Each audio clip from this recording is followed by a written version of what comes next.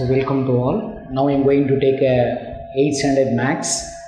Already I have started the exercise 4.4. In that I have finished up to 9th question. Now I am going to take a 10th question. Take it out, page number 151. So page number 151, question number 10. Okay, question number 10. A is thrice as fast as B. As fast as B. Can you able to follow that? A is thrice as fast as B. If B can do a piece of work in 24 days. B can do a piece of work in 24 days. A is thrice as fast as B. B can do a work in 3 days. A can do it in just 1 day. 1 day. Can you able to follow that? Prida, A can do it in 1 day. Not 1 day, 1 day. B வந்து 3 நாள் செய்கிற வேலையை A வந்து ஒரே நாளில் செஞ்சிருவாப்புல. அதுதான் meaning. இது அந்த first சென்டென்ஸில் A is thrice as fast as B. Fast as B. பியை விட ஏ வந்து 3 மடங்கு வேலையை செய்வாப்புல. புரியுதா?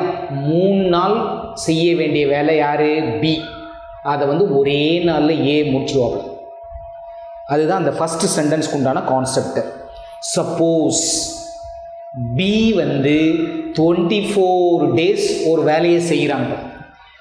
B can do a work in 24 days. 24 days. A can do it in, அப்போ A வந்து நம்ம இது 3 மடங்கு இல்லையா, அப்போ இது 3 ஆல் டிவைட் பண்ணு. How many days? 8 days. Okay, so 8th standard maths, the class in life mathematics.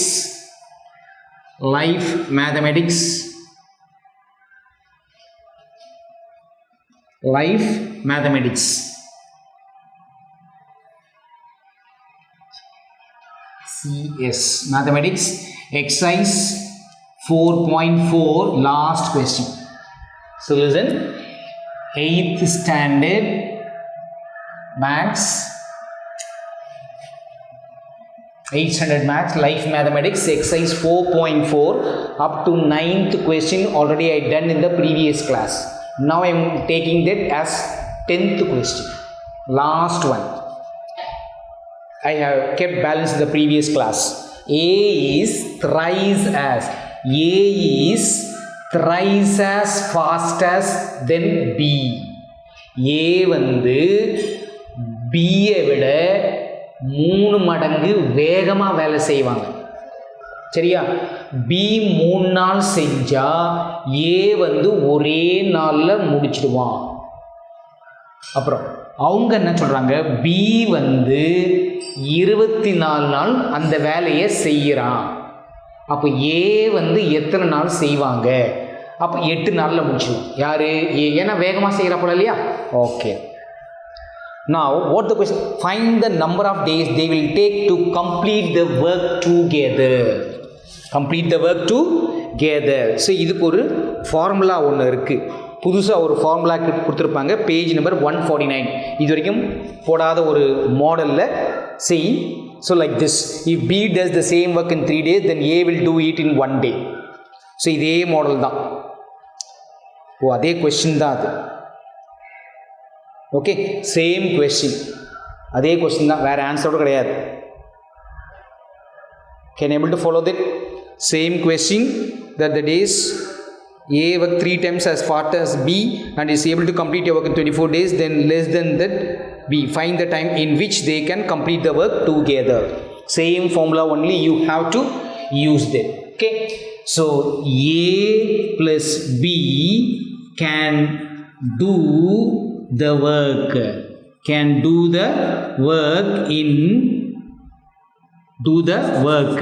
அதுக்கு வந்து AB divided by A plus B. Okay, இதில் எடுத்துக்கோ. A வந்து 8 days, B வந்து 24 days. சரியா? So 8 plus 24. 8 plus 24. So what will we get that now? 8. So first you add it. Okay, இது add பண்ணா 32. 8 into, don't multiply that. 8 into 24 divided by 24 ஐயும் 8 சேர்த்தா 32. ஏன் add பண்ண வேண்டாம்? multiply பண்ணினா it will be difficult to cancel. Now it will be easy. Can you able to follow that? 8 will cancel how many times? 8 4s are 32. 8 4s are 32 equal to 24 divided by 4 equal to 6 days. 6 days. ரெண்டு பேருமே சேர்ந்து செஞ்சா அந்த வேலையை 6 நாள்ல முடிச்சிடுவாங்க. Can you able to follow that? Any doubt in this? Okay, சென்டென்ஸை பாரு. A வேலை செய்யும் போது பியை விட 3 மடங்கு வேகமாக செய்வாப்புல. அதனால் பி 3 நாள் செய்கிற வேலையை ஏ ஒரே நாளில் முடிச்சிடுவாங்க. அதை எழுதியிருக்கேன். சரியா? அடுத்தது ஆனால் கொஸ்டினில் என்ன கொடுத்துருக்காங்க? பி வந்து 24 நாள் அந்த வேலையை செய்கிறாங்க. அப்போ ஏ வந்து எவ்வளோ செய்வாங்க அப்படின்னு சொன்னால் அதை 3ஆல் டிவைட் பண்ணோம். ஏன்னா 3 மடங்கு இல்லையா? 8 நாள்லேயே முடிச்சிடுவா போல. யார்? ஏ மட்டும் செஞ்சா 8 நாள், பி மட்டும் செஞ்சால் 24 நாள். சரி, ரெண்டு பேரும் சேர்ந்து செய்கிறாங்க. So A plus B can do the work equal to AB by A plus B. இது ஒரு ஃபார்முலா இது. ரெண்டு பேரும் சேர்ந்து செஞ்சா AB by A plus B. A வந்து 8, B வந்து 24. So 8 into 24 by A plus B. 8 plus 24. 8 into 24 divided by 32. 8 into 24 multiply பண்ண வேண்டாம், ஏன்னா cancel ஆகும். I take it as it is. 8 plus 24 will be 32. 8 table 4 times. So 24 by 4 is what? Equal to 6 days. Can you able to follow? Okay, so this is the last sum I have just skipped in the last class. Okay, now we move on to exercise 4.5 miscellaneous practice problems. Okay, இதில் வந்து இந்த 8 sum மட்டும் நம்ம போடுவோம். Challenging problems தேவை. Challenging ப்ராப்ளம்ஸில் ஒரு 2 ப்ராப்ளம்ஸும் omission problems. ஒரு portion omit பண்ணோம் இல்லையா? ஸோ அதில் அந்த 12th 13th, so 9 10 11 14 15. So challenging problems தேவையில்லை. மற்ற ப்ராப்ளம்ஸ்லாம் நம்ம ஹோம்ஒர்க் 1-2 கொடுப்பேன் நான். அதை விட்டுட்டு மீதிலாம் நம்ம போடுவோம். இந்த 8 sums. Exercise 4.5 miscellaneous practice problem. Okay, இதில் மெயினாக நம்ம 3rd sum தான் ரொம்ப முக்கியம். GST அதெல்லாம் வந்து புதுசாக வந்திருக்கு இல்லையா? அது எப்படி கேல்குலேட் பண்ணுறாங்கன்னு தெரிஞ்சுக்கிறதுக்கு இந்த எக்ஸசைஸ் ரொம்ப முக்கியம். ஸோ அதனால தான் மற்றதெல்லாம் வந்து ஒரு 2-3 ஹோம்ஒர்க் கொடுத்துருவேன் நான். சரியா? So let us see now. A fruit vendor bought some mangoes. Fruit வெண்டர்னா என்ன? பழம் விற்கிறவர் என்ன பண்ணுறாரு? ஒரு சில மேங்கோஸை வாங்குறாரு. Of which 10% were rotten. 10% were rotten. எவ்வளோ மாம்பழம் வாங்கினாலாம் தெரியாது. அதில் 10% வந்து அழுகி போயிடுச்சு, அதெல்லாம் கெட்டு போச்சு. He sold 33 1/3% of the rest. புரியுதா? மீதி இருக்கக்கூடிய மேங்கோஸில் 33 1/3% மாங்காவை என்ன பண்ணுறாரு? விற்கிறாரு. Find the total number of mangoes bought by him initially. ஸ்டார்டிங்கில் எவ்வளோ மாம்பழம் வந்து வாங்கினாரு? Still has 230 mangoes with them. இன்னும் மீதி அவர்கிட்ட இருக்குது. என்னது? 240 மாம்பழம் அவர்கிட்ட இருக்குது. Can you able to understand the question? Okay. பழ வியாபாரி பழம்லாம் வாங்குறாரு. பழம் வாங்கும்போது அதில் 10% அழுகி போயிடுச்சு, அதாவது கெட்டு போச்சு. அந்த மாம்பழத்தில் மீதி இருக்கக்கூடிய மாம்பழத்தில் 33, அதாவது 33 1/3% he sold. ஓகே, சோல்டு, அதாவது வித்துட்டார். வித்துட்டு மீதி இன்னும் அவர்கிட்ட எவ்வளோ இருக்குது? 240 மாம்பழம் இருக்கு.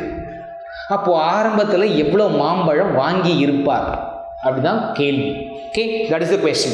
Find the total number of mangoes bought by initially.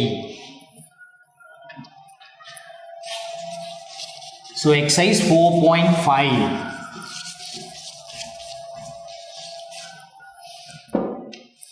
So exercise 4.5, question number 1.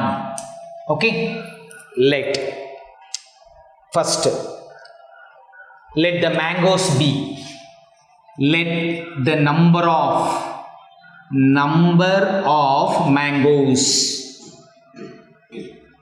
mangoes be x ன்னு எடுத்துக்கோ. சரியா? அதில் 10% என்ன ஆயிடுச்சு? rotten. Percentage or number of mangoes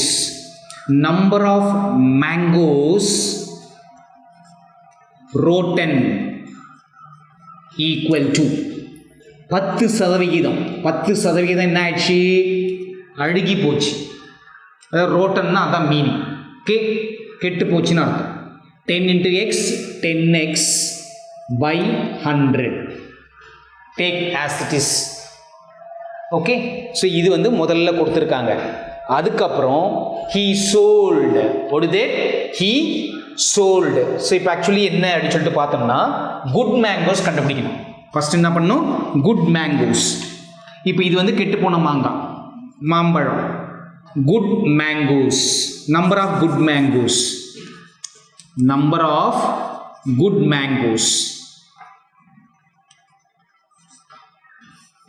good mangoes equal to number of good mangoes equal to, how we have to take it out? x நல்ல, இது வந்து நல்ல தெரியாது, எவ்வளோன்னு தெரியாது, எக்ஸ்னு எடுத்துக்கிறோம். நல்ல மாம்பழம் எது? எக்ஸ். அதில் 10% என்ன சொல்லிட்டோம்? கெட்டு போச்சுன்னு சொல்லிட்டோம். சரியா? அப்போ மீதி என்ன இருக்கும்? 90% இருக்கும். எவ்வளோ இருக்கும்? 10% இருக்கு இல்லையா? அந்த 90, ஃபார் எக்ஸாம்பிள் 100ல் 10 கெட்டு போச்சு, அப்போ 90 இருக்காங்க. 100 into x 100x minus 10x by 100. Can you able to? Number of good mangoes equal to initially எவ்வளோ வாங்கியிருக்காரோ அதில் 10% மைனஸ் பண்ணணும். சரியா? அதாவது இது நம்பர் ஆஃப் மேங்கோஸ். ஸோ 100ல் 10 போச்சுன்னா 90x by 100. இது வந்து நம்பர் ஆஃப் குட் மேங்கோஸ். எவ்வளோன்னு தெரியாது. சரியா? பட் என்னது? 90% இருக்கும் அப்படின்னு அர்த்தம். Next, number of mangoes sold. First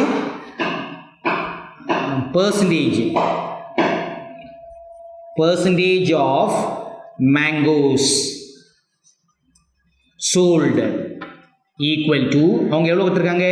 33 1/3 mixed ஃப்ராக்ஷனில் கொடுத்துருக்காங்க. இதை ஃபஸ்ட்டு ப்ராப்பர் ஃப்ராக்ஷனில் மாற்று. 3 into 33 99 plus 100 by 3%. Okay, they are given percentage or percent. Okay, percentage of mangoes sold equal to 33 1/3. So அப்போ என்ன ஆகுது? 3 into 33, the 3 into 33 99 plus 100 by 3%. It is not at what? Mangoes sold. Okay, இப்போ தான் sold number of sold mangoes, number of sold with sold mangoes, number of sold mangoes. How we have to take out that?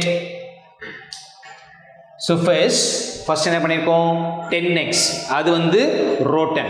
So 10x will be rotten now.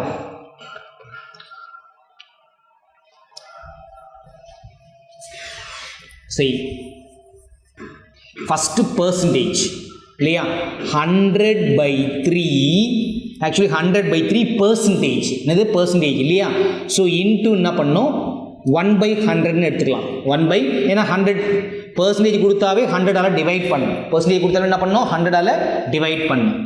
சரியா into 90x/100 90x/100. Okay, ஏன்னா good மேங்கோலேருந்து தான் விற்க முடியும், கெட்டு போன மேங்கோலேருந்து விற்க முடியாது. இதுதான் குட் மேங்கோ. ஓகே, அதிலிருந்து தான் அவர் வியாபாரம் பண்ணுறாரு. என்னது 33 1/3%. அதுதான் 100/3%. 100/3. Okay, since it is percentage you are writing 1/100 இல்லைனா into 100 3 into 100. that is also possible. Okay, that is also possible. Now 100 cancel. Okay, so 3 will be 90 ல 30 times. Okay, so 30x. So what will we get now? Number of sold mangoes equal to how much? 30x. Number of mangoes sold. Number of mangoes sold equal to 30x by how much? 100. So you cancel ஆச்சு 30x/100. Can you able to follow that? Okay, so now இது வந்து good mango. இது good mango. இப்போ remaining what is that? Remaining balance இருக்கு. balance mangoes equal to what? good mangoes minus what? sold mangoes. Good mangoes minus what? sold mangoes. Can you able to follow that? Okay, மீதி ஏன் அப்படி சொல்கிறோன்னா X தான் கண்டுபிடிக்க போகிறோம். நம்ம இப்போ எக்ஸ் தான் தெரியாது, எத்தனை மாங்காய் இருந்தது முதல்ல தெரியவே தெரியாது. அதனால தான் இவ்வளோ கன்ஃபியூஷன். எத்தனை மாங்காய்னு தெரிஞ்சு மாங்காவோ இருக்குன்னு தெரிஞ்சுன்னா நம்ம ஈஸியாக கால்குலேட் பண்ணலாம். இவ்வளோ கெட்டு போச்சு, இவ்வளோ விற்றுட்டோம் அப்படின்னு சொல்லிட்டு. Okay, so balance mangoes equal to good mangoes minus sold mangoes. அவங்க கையில் இருக்கக்கூடிய நல்ல பழம், அந்த நல்ல பழத்தில் வித்த பழம்.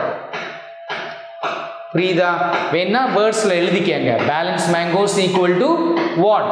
Good mangoes minus sold mangoes. வேணா எழுதிக்கலாம். அது புரியாதவங்க good mangoes minus sold mangoes. This is good mangoes. Already we found. இங்கே எழுதியிருக்கோம். சரியா? Number of good mangoes. அப்புறம் இது வந்து நம்பர் ஆஃப் சோல்டு மேங்கோஸ் கண்டுபிடிச்சி அங்கே எழுதியிருக்கோம். Okay, so let us find it now. Now balance mangoes அவங்க கொஸ்டினில் கொடுத்துருக்காங்க 240. மீதி 240 மாம்பழம் இருந்துச்சு. சரியா? So 90x/100 minus 30x/100. 30x/100. Now what is the LCM now? LCM will be 100. 90x minus 30x will be 60x. 90 ல 30 போச்சுனா 60. Here will be 240. Here will be 240. Okay, now either we can cancel or take it to the other. இப்போ x தான் கண்டுபிடிக்கணும். x equal to 240 already இங்கே இருக்கு. 240 100 இங்கே வந்துச்சுன்னா இல்லை இப்படியே திருப்பி உனக்கு புரியலன்னா திரும்ப எழுதணும். 240 into 100 by 60 equal to x. இதை கால்குலேட் பண்ணால் டோட்டல் மேங்கோஸ் தெரிஞ்சிடும். சரியா? 0 0 cancel. 6 will go in 24 4 times. So what is the balance now? X equal to 4 into 100. Okay, so equal to what? 400.